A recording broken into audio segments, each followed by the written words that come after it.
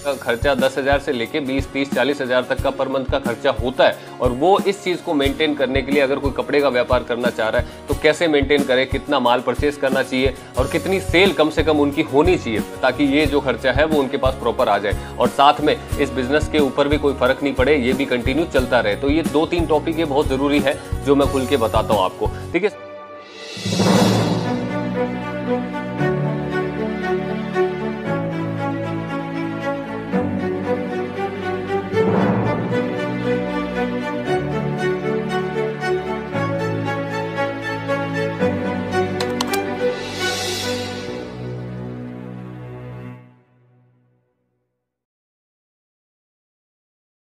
नमस्ते व्यूवर्स, मैं सोनू भाई एमबी क्रिएशन सूरत से। उम्मीद करता हूँ आप सब ठीक होंगे। अब आज का वीडियो बहुत खास है। खास में ऐसा है कि ये चीज़ अगर आप कपड़े का व्यापार कर रहे हो तो आपके लिए जाननी बहुत ज़रूरी है कि हर एक के किसी के दिमाग में ये चीज़ आती है कि यार कितना बजट आखिर लगाएं कि भाई इससे जो कमाई होगी उससे हमारा प्रॉपर घर चल सके। और ये चीज़ पता भी होनी चाहिए, अपन कोई बिजनेस में हाथ डाल रहे हैं तो किस लिए डाल रहे हैं कि भाई अपना घर खर्च वगैरह चल जाएगा। महीने में अपने को किसी घर की पूर्ति 15,000 में होती है, किसी की 20,000 में होती है, किसी की 50,000 में होती है। फैमिली मेंबर जितने ज़्यादा होंगे उसे हिसाब से खर्चा भी लगता है महीने का, तो वो भी मेंटेन होना बहुत ज़रूरी है।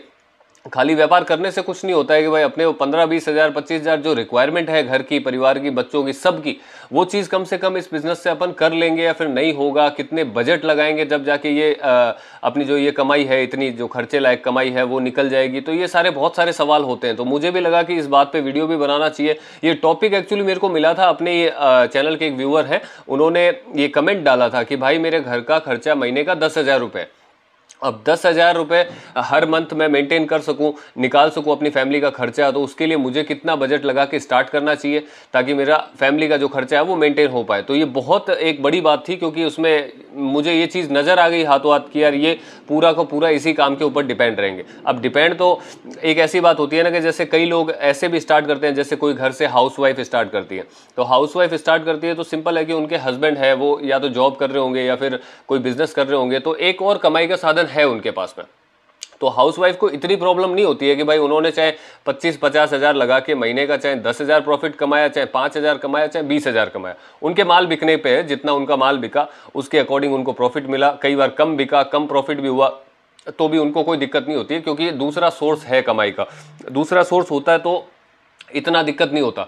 लेकिन और कई ऐसे होते हैं जैसे हमारे जैसे यंगस्टर हो, मान लो, ठीक है भाई, 20-25 साल 30 साल की उम्र के लड़के हों, कुछ जो भी नया स्टार्ट करते हैं, तो उनको भी इतना जोर नहीं आता है क्योंकि पीछे पापा बैठे रहते हैं कि पापा भाई घर खर्च जो है, उनके फादर अभी भी काम कर रहे हैं तो वो निकाल लेते हैं सारा। तो उन्होंने कितना ग्रोथ किया, कितना कमाया, ये भी ज़्यादा कोई मैटर करता नहीं है। मैटर उनके लिए करता है जो पूरा का पूरा इसी काम के ऊपर डिपेंड होते हैं। उनके लिए ये जानना बहुत ज़रूरी है कि भाई 10,000, 15,000, 20,000, 25,000, हर फैमिली के अलग अलग खर्चे होते हैं यार। जितने मेंबर्स होते हैं उतने ज़्यादा खर्चे होते हैं। अब मैं बात करूंगा, पता है मेन क्या बात है अपनी, कि भाई खर्चे तो हर फैमिली का कोई ना कोई ऐसा होता है कि किसी को 50 लाख भी कम पड़ते हैं महीने के, किसी को 20 लाख भी कम पड़ते हैं और कोई 10,000 में भी अपना खर्चा चला लेता है।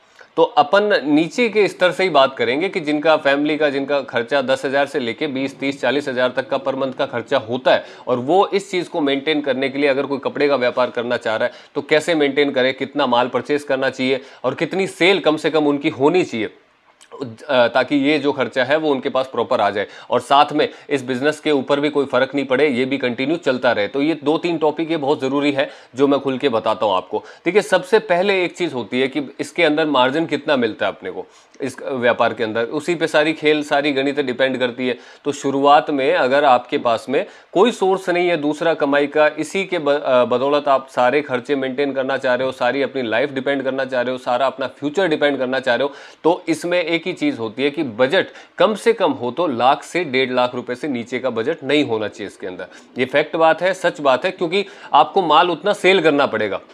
ये इसलिए नहीं कि भाई ये कहीं पे अपनी दुकान चलाने के लिए हमारा बजट बढ़वा रहा है, ऐसा कुछ सिस्टम नहीं है। आप खुद सोच के देख लो, अगर आपने 25,000 का माल खरीदा तो अगर आपने उसमें कितने टाइम में आप बेचोगे, क्योंकि ग्राहक तो आपके पास वही होंगे।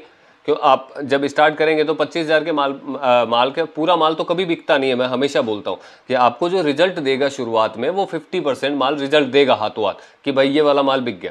तो जितना आपका बजट होगा 1 महीने में आप टारगेट बना के चलो कि कम से कम एक शुरुआत के दिन मैं बिल्कुल नीचे के स्तर से बात करूंगा, अपन फिर धीरे धीरे बढ़ेंगे, क्योंकि मेरी आदत नहीं है छलांग मारने वाली सीधी, मेरी आदत है सीढ़ियां चढ़ने की आराम से, और वही मैं गाइड करता हूं हमेशा, और वो भी आज भी वही चीज गाइड करूंगा कि अपन कम से कम ये टारगेट बनाना है कि भाई मेरे को कम से कम 60-70 हज़ार का माल महीने में बेचना है। 60-70 हज़ार का माल महीने में बेचने का मतलब होता है दिन की एवरेज आपकी 2 से 2.5 हज़ार रुपए की आनी चाहिए सेलिंग की। ठीक है, किसी दिन 5 हज़ार का बिक जाता है, किसी दिन ज़्यादा भी बिक जाता है, किसी दिन 1,000 का ही बिका, किसी दिन 2,000 का बिका।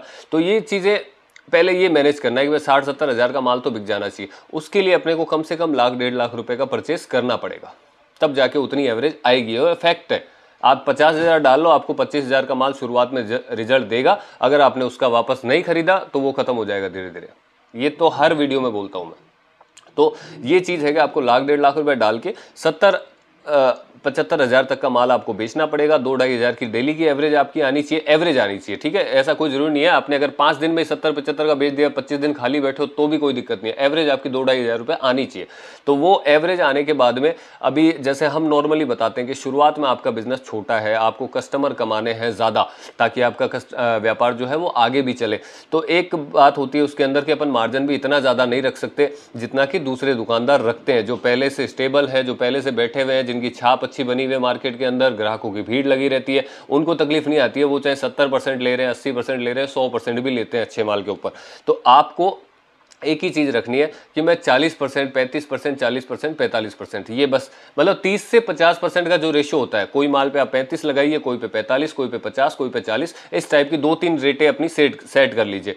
तो वहां से आपको जो प्रॉपर मार्जिन मिलेगा वो इतना मिल जाएगा कि आपने अगर 50, 60, 70 हज़ार का माल 1 महीने में बेचा तो आप खुद एक मान लीजिए कि उसका 40% एवरेज पकड़ लो। 40% कितना होता है 50 हज़ार का? 20 हज़ार रुपए।